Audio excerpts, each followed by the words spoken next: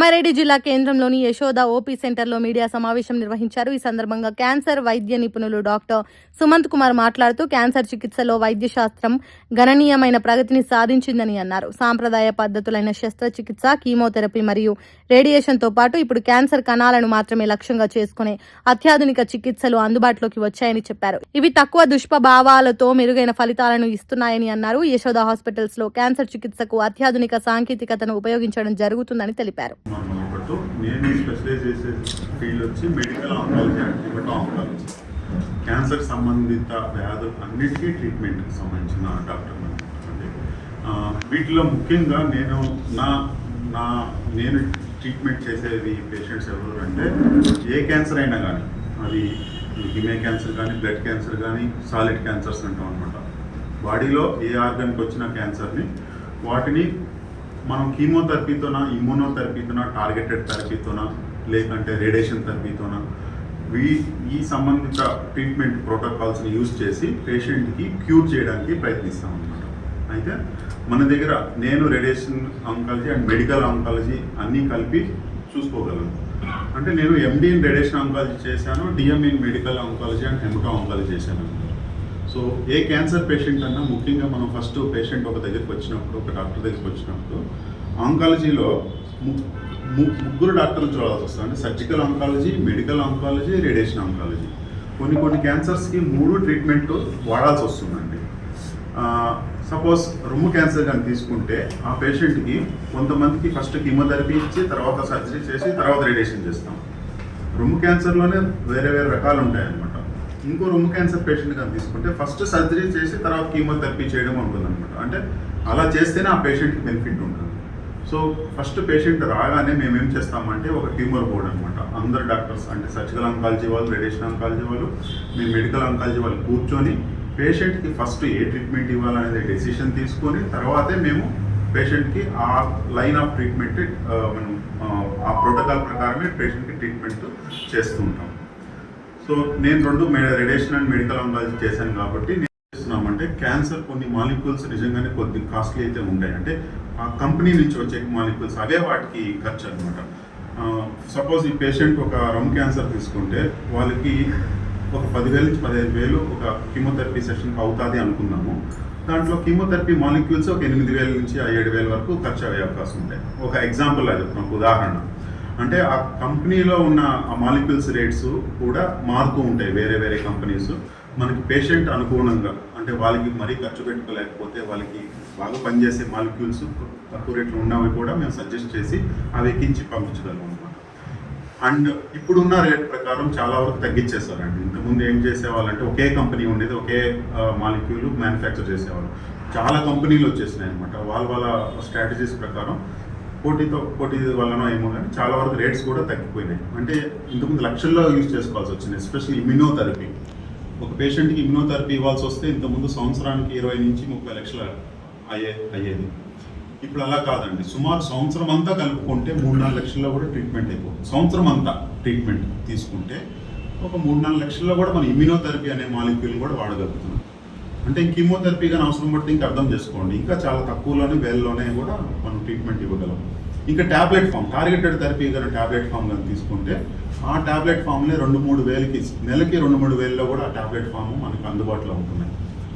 అదే పేషెంట్కి అవసరం పడితే అందరికీ ఇవ్వగలము అని కాదు. ఆ పేషెంట్ నేను చెప్పినట్టు మాలిక్యులర్ టెస్ట్ చేయించి ఆ ట్యాబ్లెట్ కానీ పేషెంట్కి అవసరం పడితే ఈవెన్ ఆ ట్యాబ్లెట్ అవసరం పడిన కూడా నెలకి 2-3 వేలలో కూడా ఖర్చులోనే అయిపోతుంది.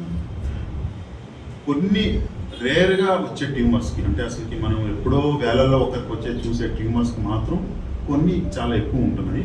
కాకపోతే చాలా వరకు మనం చూసుకునే క్యాన్సర్స్ మాత్రం ఈ ట్రీట్మెంట్ అనేది ఎక్కువ ఖర్చు లేకుండానే చేస్తున్నాం.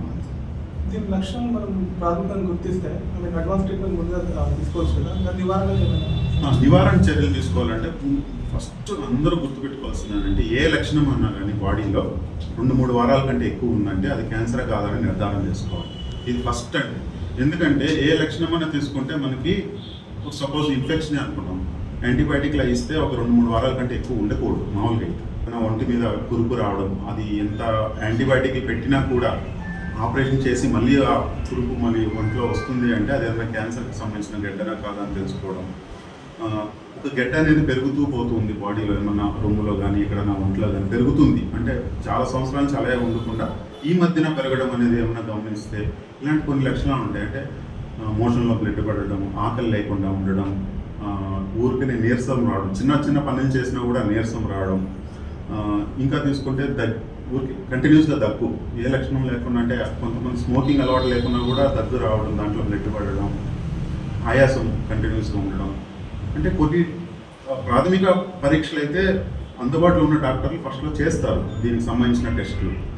చేసినప్పుడు కొన్ని మందులు రాస్తారు కూడా. ప్రస్తుతానికి వారం 10 రోజులు మందులు వాడండి, తగ్గుకుంటే మళ్ళీ రండి అని చెప్తారు చూసారా. మళ్ళీ రావడం అనేది చాలా ఇంపార్టెంట్. ఎందుకంటే ఫస్ట్లో చాలా వరకు అన్ని గడ్డలు క్యాన్సర్లో ఉండవండి. చాలా వరకు ఒక 100 గడ్డలు తీసుకుంటే 10-15 క్యాన్సర్లు ఉంటాయి. సో 80 నుంచి 90% వరకు నార్మల్ కణితులే ఉంటాయి. వాటిని మనం నెగ్లెక్ట్ చేయకూడదు అనమాట. సపోజ్ 70-80 కాకుండా 10% మనం నెగ్లెక్ట్ చేస్తే అదే క్యాన్సర్గా మారే అవకాశం ఉంటుంది. ఎప్పుడైనా కానీ ఆ డాక్టర్ సూచించినప్పుడు 10 రోజులు, ఒక 2 వారాల తర్వాత కూడా ఏ లక్షణం కూడా తగ్గకపోతే అది క్యాన్సర్కి సంబంధించిన సిమ్టమా కాదా అనేది మనం నిర్ధారణ చేసుకోవాలి. ఆ డాక్టర్ గారు ఎలాగో పరీక్ష రాస్తారన్నమాట. బయాప్సీ, సపోజ్ ఒక టెస్ట్, సపోజ్ డాక్టర్ గారు యాంటీబయాటిక్స్కి ఏమైనా ప్రిస్క్రైబ్ చేసిన తర్వాత అల్సర్ కానీ తగ్గకపోతే కొంచెం ఈజీ ఉంటుంది అనమాట. అంటే అర్థమవుతుంది పేషెంట్కి వెదర్ ఫస్ట్ కీమోథెరపీని ఇవ్వాలా, సర్జరీ ఇవ్వాలా లేదా అనేది మనకి నాకు కొంచెం ఎక్స్పీరియన్స్తో నేను చెప్పగలను ఇప్పుడు. అయితే ఇప్పుడు ఉన్న టెక్నాలజీ ప్రకారం, ఇంతకుముందు అంటే పేషెంట్స్కి ఆంకాలజీలో క్యాన్సర్ అని వస్తే చాలామంది భయపడి అయ్యో చనిపోతాము అనే చాలామందికి ఈ భయం అనేది ఉంటుంది. క్యాన్సర్ అనగానే మరణం అనే ఒక ఆలోచన ఉంటుంది. ఇప్పుడు అలా లేదండి. ఈవెన్ 4వ స్టేజ్లో కూడా ఇప్పుడు వచ్చిన టెక్నాలజీ ప్రకారం, అంటే మాలిక్యులర్ థెరపీస్ అంటాం, కీమోథెరపీ కాకుండా ఇంతకుముందు 10 ఏళ్ల ముందు అయితే ఓన్లీ కీమోథెరపీస్ వాడేవాళ్ళం అండి. స్టేజ్ 4లో కొన్ని నెలల పాటు ఉండేవాళ్ళు, చనిపోయేవాళ్ళు. కాకపోతే ఇప్పుడు ఏంటంటే పేషెంట్ నుంచి తీసుకున్న ట్యూమర్ డిఎన్ఏని ఒక మాలిక్యులర్ టెస్టింగ్కి పంపిస్తాం. ఆ మాలిక్యులర్ టెస్టింగ్లో వచ్చే రిపోర్ట్ ప్రకారం పేషెంట్కి ఇమ్యూనోథెరపీ ఇవ్వచ్చు, టార్గెటెడ్ థెరపీ ఇవ్వచ్చు, జస్ట్ ఓవరాల్ ట్యాబ్లెట్స్ కూడా ఉంటాయండి పేషెంట్కి డిసీజ్ జబ్బుని నయం చేయడానికి. సో దీన్నే ట్యాబ్లెట్ ఫామ్లో టార్గెటెడ్ థెరపీ అంటాం. సో ఇవన్నీ అడ్వాన్స్మెంట్స్ అన్నమాట. ఇంతకుముందు పేషెంట్స్ జస్ట్ కీమోథెరపీ తీసుకున్న రోజులు కంట్రోల్ ఉంటుంది, తర్వాత మళ్ళీ పెరిగిపోతారు, మళ్ళీ జబ్బు పెరుగుతుంది, పేషెంట్కి ప్రాణాపాయం ఉంటుంది. ఇప్పుడు ఇమ్యూనోథెరపీ, టార్గెటెడ్ థెరపీ వచ్చినందువలన పేషెంట్ ఉన్నంత కాలం, లైక్ షుగర్, బీపీ వ్యాధులు అయితే ఎలాగైతే కంట్రోల్ చేయగలుగుతున్నామో, సేమ్ అలానే ఈ immunotherapy and targeted therapy advanced treatment ద్వారా పేషెంట్ని చాలా రోజుల వరకు మనం బతికించుకోగలుగుతున్నాం. అంటే జస్ట్ ఒక బీపీ, షుగర్ వచ్చిన పేషెంట్ ఎలాగైతే లైఫ్ లాంగ్ ట్రీట్మెంట్ ఉంటున్నారో, ఈ క్యాన్సర్ స్టేజ్ 4 ఉన్న క్యాన్సర్ వాళ్ళు కూడా ఇలాంటి ట్రీట్మెంట్లు తీసుకొని వాళ్ళ లైఫ్ స్పాన్ అనేది నార్మల్గా పొడిగించుకొని వాళ్ళు మనతో పాటు జీవనం సాగించేలా మనం చేసుకోవచ్చు. ఇవి అడ్వాన్స్మెంట్స్ ఇన్ మన మెడికల్ ఆంకాలజీలో తీసుకుంటే కనుక. అయితే దీంతో పాటు ఇంకా అడ్వాన్స్మెంట్స్ ఇన్ లుకీమియాస్, లింఫోమాస్ అంటే బ్లడ్కి సంబంధించిన క్యాన్సర్స్లో కూడా మనం ట్రీట్మెంట్ ఇస్తున్నాము. బోన్ మ్యారో ట్రాన్స్ప్లాంటేషన్లు చేస్తున్నాము రెగ్యులర్గా. అంటే ఎవరికి కొంతమందికి బోన్ మ్యారో ట్రాన్స్ప్లాంటేషన్ చేస్తేనే లైఫ్ లాంగ్ మళ్ళీ రిటర్న్ రాకుండా ఉంటాయన్నమాట, ఎస్పెషల్లీ ఇలాంటి లింఫోమా, లుకీమియా ట్రీట్మెంట్స్లో. ఇవి కాకుండా మన దగ్గర ఆంకాలజీకి సంబంధించిన పెట్ సిటీ స్కాన్ అండి.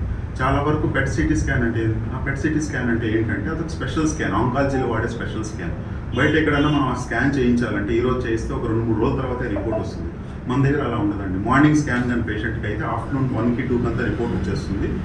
అదే రోజున పేషెంట్కి ఆఫ్టర్నూనే మనం కూర్చుని ఆ రిపోర్ట్ని చూసి ఏ స్టేజ్లో ఉందని తెలుసుకుంటాం అనమాట. ఆ స్టేజ్ నిర్ధారణ చేసిన వెంటనే అప్పుడే పేషెంట్కి కౌన్సిలింగ్ చేసేసి పేషెంట్ ఫలానా ట్రీట్మెంట్ అనే డెసిషన్ తీసుకుని ఆ రోజునే మన పేషెంట్కి ట్రీట్మెంట్ ఇచ్చే అవకాశం కూడా ఉంటుంది. అంటే ఒకే రోజులో డయాగ్నోసిస్, స్టేజింగ్, ఫలానా ట్రీట్మెంట్ ఏముండొచ్చు అనేది మాట్లాడి కుదిరితే ఆ రోజునే మనం పేషెంట్కి ట్రీట్మెంట్ ఇచ్చేసి ఇంటికి కూడా సేమ్ డే పంపిస్తూ ఉంటాం.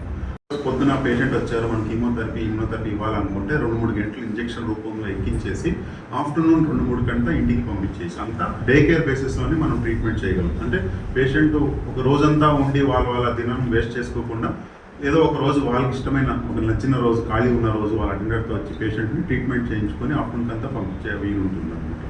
లైక్ అన్లైక్ సర్జరీ అనుకోండి, ఉండి ఒక 2-3 రోజులు ఉండి వెళ్ళాల్సి వస్తుంది. కాకపోతే ఇమ్యూనోథెరపీ, కీమోథెరపీ, టార్గెటెడ్ థెరపీస్లో పేషెంట్ ఎక్కువ రోజులు ఉండాల్సిన అవసరం అయితే లేదనుకుంటా. టార్గెటెడ్ థెరపీ కానీ పేషెంట్కి అవసరం పడింది అంటే ఏంటి లేదండి, టాబ్లెట్ ఫామ్ టార్గెట్ థెరపీ ఏం లేదు. దానికి ఒక క్యాన్సర్కి ఫలానా టాబ్లెట్ ఇస్తే కూడా క్యూర్ అయ్యే ఛాన్సెస్ ఉన్నాయని చెప్పాను కదా. అదే టాబ్లెట్ మీరు ప్రిస్క్రైబ్ చేస్తే పేషెంట్ ఇంట్లో ఉండే వేసుకొని ఎప్పుడైనా ఒక నెలకి 2 నెలలకు వచ్చి ఒకసారి చెకప్కి వచ్చి వెళ్తూ ఉండొచ్చు. ఈ టాబ్లెట్ ఫామ్ కూడా పేషెంట్కి అవసరమా లేదా అనేది మేము వచ్చిన తర్వాత ఈ టెస్ట్లని ఏదైతే మాలిక్యులర్ టెస్ట్లు అని చెప్పానో బయాప్సీ టెస్ట్ మీద చేసే మాలిక్యులర్ టెస్ట్ని చేయించిన తర్వాత ఆ రిపోర్ట్ వస్తే ఈ టాబ్లెట్ కూడా పనిచేస్తుందా లేదా అనేది పేషెంట్కి చెప్పగలం. ఇది ఆల్మోస్ట్ అన్ని క్యాన్సర్లో ఇలానే ఉంటుందండి. మీరు ఓన్లీ రొమ్ము క్యాన్సర్ అనుకోకండి, ప్రతి క్యాన్సర్లో ఈ మాలిక్యులర్ టెస్టింగ్ చేయించిన తర్వాతే మనం పేషెంట్కి బెస్ట్ ట్రీట్మెంట్ ఏంటి అనేది డిసిషన్ తీసుకుంటాం.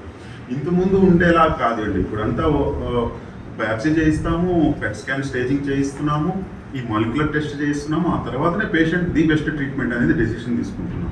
ఇంతకుముందు ఓన్లీ స్కాన్ చేయించేసి బయాప్సీ చేయించేసి ట్రీట్మెంట్కి వెళ్ళిపోయే వాళ్ళం. ఇప్పుడు ఈ అడ్వాన్స్డ్ టెస్ట్లు అన్ని చేయించిన వెంటనే మనం ట్రీట్మెంట్ బెస్ట్ ఏది సూట్ అవుతుంది అనేది మనం డెసిషన్ తీసుకోగలుగుతాం.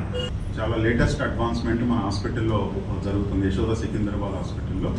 అది హైపర్ సైట్ మెషిన్ అనేది ది ఫస్ట్ ఇన్ ఇండియా. అంటే ఆ టెక్నాలజీ అనేది ఇంకెక్కడా లేదు. హైపర్ సైట్ లీనియర్ యాక్సలరేటర్ అంటే ఈ రేడియేషన్ మిషన్ ఏం చేస్తుందంటే ఒక గెట్టగా ట్యూమర్ కానీ బాడీలో ఉంటే ఓన్లీ ట్యూమర్ వరకు ఆ రేడియేషన్ వెళ్ళేలా చూస్తున్నాడు. ఇంకెక్కడ దాని చుట్టుపక్కల ఉన్న నార్మల్ స్ట్రక్చర్స్ అంటాం. అంటే సపోజ్ ఒక లివర్లో కానీ క్యాన్సర్ ఉంటే లివర్కి వేరే చోట ఎక్కడ రేడియేషన్ లేకుండా ఓన్లీ క్యాన్సర్కి మాత్రమే రేడియేషన్ వెళ్ళేగా అడ్వాన్స్డ్ టెక్నాలజీ మిషన్ అనేది మన దగ్గర వచ్చింది.